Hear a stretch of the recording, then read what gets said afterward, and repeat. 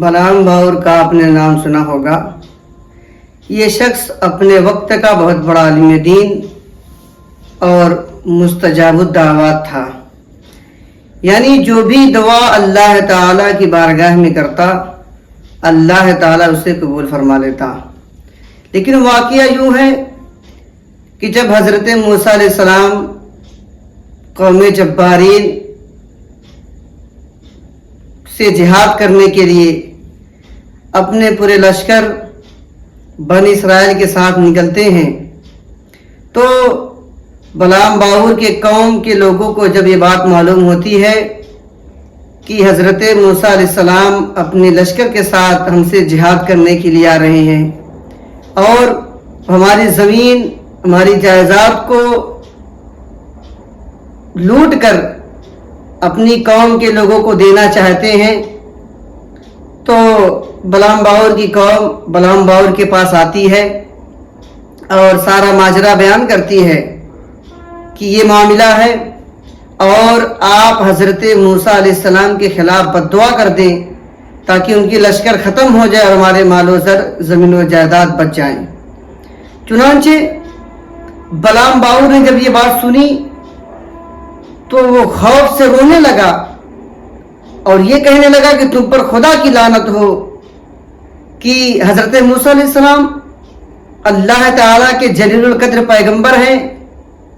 اور ان کے خلاف بد دعا کر کے میں اپنی دنیا اور آخرت کو برباد نہیں کر سکتا۔ چنانچہ اس کی قوم کے لوگوں نے بڑا اصرار کیا اور بڑی کوشش کی کہ بلعام باور آپ ہم سے مال و زر لے لیں، زمین و جائیداد دے لیں، سونا چاندی لے لیں، لیکن حضرت موسیٰ علیہ السلام کے قوم کے خلاف بد دعا کر دے تاکہ ان کی قوم ہلاک و برباد ہو جائے۔ چنانچہ بلعام باور کہتا ہے پہلے میں استخارہ کروں گا، استخارہ کرنے کے بعد بد دعا کروں گا۔ وہ استخارہ کرتا ہے، استخارہ کرنے کے بعد کہتا ہے کہ اللہ کے خوف اللہ کے عذاب سے ڈرو، میں یہ کام نہیں کر سکتا۔ چنانچہ اس کی قوم اس کو بڑی لالچ دیتی ہے اور اس کو طرح طرح کے سونے چاندی جواہرات دے کر للچایا جاتا ہے اور وہ زمین و جائیداد سونے چاندی کے لالچ میں آ کر حضرت موسیٰ علیہ السلام کی قوم کے خلاف بد دعا کرنے کے لیے تیار ہو جاتا۔ اللہ اکبر۔ اب ذرا دیکھیں کہ جب وہ تیار ہوا اور وہ اپنی گدھی سے پہاڑی کے اوپر جانے لگا کہ اس پہاڑی کے اوپر جا کر میں حضرت موسیٰ علیہ السلام کی قوم کے خلاف بد دعا کروں گا، تو جو گدھی تھی جس پہ وہ سوار تھا بیٹھا تھا وہ گدھی جاتی اور اپنے منہ کو موڑ کر رک جاتی، لیکن یہ مار مار کر اس کو آگے لے کر جاتا، یہاں تک کہ اللہ تعالیٰ نے اس گدھی کو زبان دے دیا، گویائی دے دی اور اس گدھی نے کہا ہے بلعام باور تو اللہ کے عذاب سے ڈر، تو جہنم کے ایندھن مت بن، اور یہ جو میرا چہرہ مڑ رہا ہے یہ فرشتے مجھے موڑ رہے ہیں، جانے سے روک رہے ہیں، لیکن اس کو مال و زر زمین و جائیداد کا ایسا بھوت سوار تھا کہ وہ رکنے کو تیار ہی نہیں۔ چنانچہ وہ پہاڑی پر چلا جاتا ہے اور حضرت موسیٰ علیہ السلام کے خلاف بد دعا کرنا شروع کر دیتا ہے۔ جیسے ہی اس نے حضرت موسیٰ علیہ السلام کے خلاف اور ان کی قوم ان کے لشکر کے خلاف بد دعا کرنا شروع کی تو اللہ تعالیٰ کی حکمت دیکھیے، اللہ تعالیٰ نے اس کی زبان کو پلٹ دیا۔ جیسے ہی وہ حضرت موسیٰ علیہ السلام کے قوم کا نام لیتا اس کی زبان پر اسی کے قوم کا نام آ جاتا اور یہ بد دعا حضرت موسیٰ علیہ السلام کے لشکر کے بجائے اس کی قوم کے اوپر جاتی اور اس کی قوم تباہ و برباد ہونے لگی۔ اس کی قوم چلا کر کہتی ہے کہ بلعام باور تو میرے خلاف بد دعا کر رہا ہے، تو ہمارے خلاف بد دعا کر رہا ہے۔ تو بلعام باور کہتا ہے میں کیا کر سکتا ہوں، میں جیسے ہی حضرت موسیٰ علیہ السلام کا نام لیتا ہوں اور ان کے لشکر کے خلاف بد دعا کرتا ہوں، لیکن میری زبان سے میری ہی قوم کا نام نکل جا رہا ہے، اس لیے تمہاری قوم برباد ہو رہی ہے۔ چنانچہ اس کی ساری قوم برباد ہو جاتی ہے اور بلعام باور اللہ رب العالمین کے ایسے عذاب میں مبتلا ہوتا ہے، ایسے عذاب میں گرفتار ہوتا ہے کہ اس کی زبان کتے کی طرح سینے تک باہر آ جاتی ہے، جس کے بارے میں قرآن مقدس ارشاد فرماتا ہے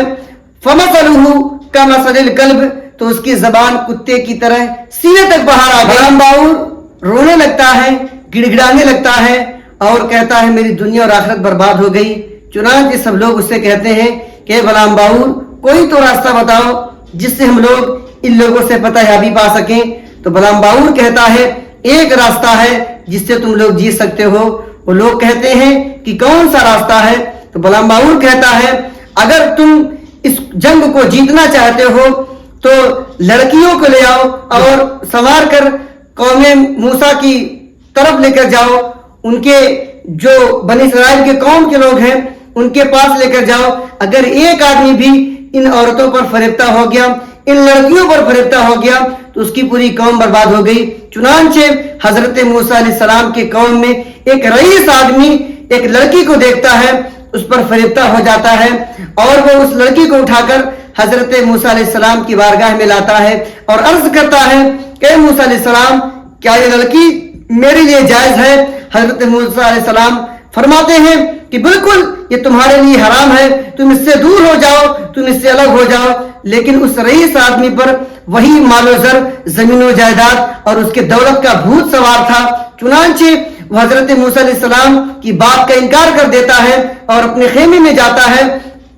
उस नौजवान लड़की के साथ जिनाकारी करता है, जिना में मशगूल हो जाता है। 1 घंटा नहीं गुजरता है कि 70,000 कौम उस एक आदमी के जिना करने की वजह से पूरी कौम बर्बाद हो गई, पूरी कौम तबाह बर्बाद हो गई। मेरे अजीजों, हमें इन वाक़यात से सबक हासिल करना चाहिए, उन लोगों को भी जान लेना चाहिए इल्ला माशाअल्लाह जो ऐसे आलिम दीन बनते हैं कि जो पैसा लेकर बड़े सेठिया के चक्कर में आकर खिलाफ शरह फतवा बताते हैं, खिलाफ शरह मसाइल बताते हैं। मेरे अजीजों, आपने देखा कि एक आदमी की वजह से पूरी कौम बर्बाद हो गई। आज हमारा ही हाल है, कुछ ऐसे लोग हैं जो खिलाफ शरह काम करते हैं, शरीयत के खिलाफ काम करते हैं, उनकी वजह से हमारी कौम में फितना फसाद फैला हुआ है, हमारी कौम पस्ते की तरफ जा रही है। मेरे अजीजों, हम सबको ऐसे फितना फसाद से बचना चाहिए। आज यही हाल है कि मुसलमानों पर जो जुल्म होता है, मुसलमान चाहता है कि हम इनसे गालिब आ जाएं, इनसे आगे बढ़ जाएं और कामयाब हो जाएं,